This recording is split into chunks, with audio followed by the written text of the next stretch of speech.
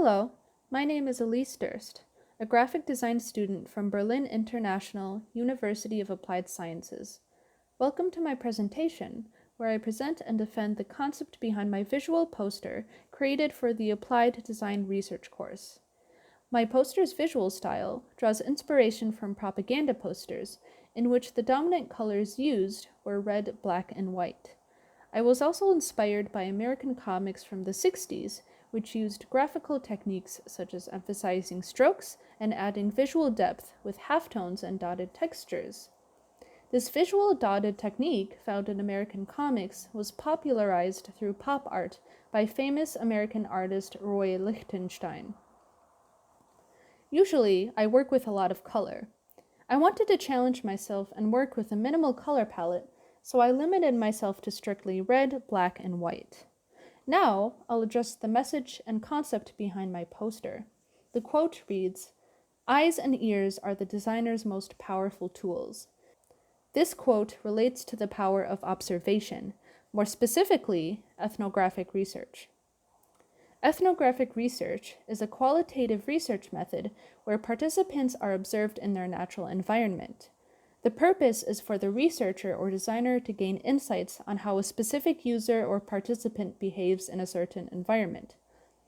This led me to my most important insight gained from this course and from working on my thesis.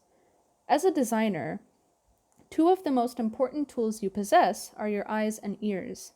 We live in a world rich in cultural diversity. As designers, we must account for the vast diversity of cultural practices and signs when designing through carefully observing and reflecting on our environments.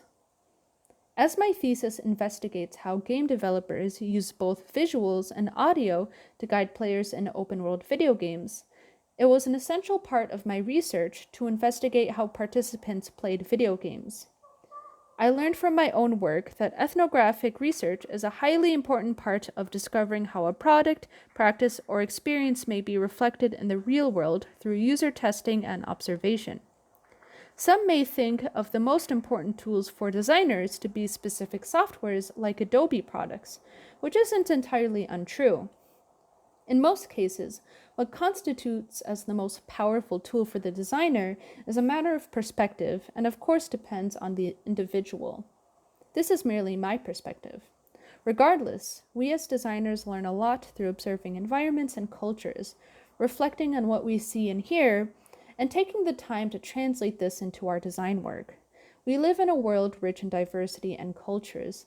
As content creators who distribute pieces of art and design into the world, we must take the time and reflect on the cultural implications our work has. Our work has the power to influence practices, minds, and thoughts.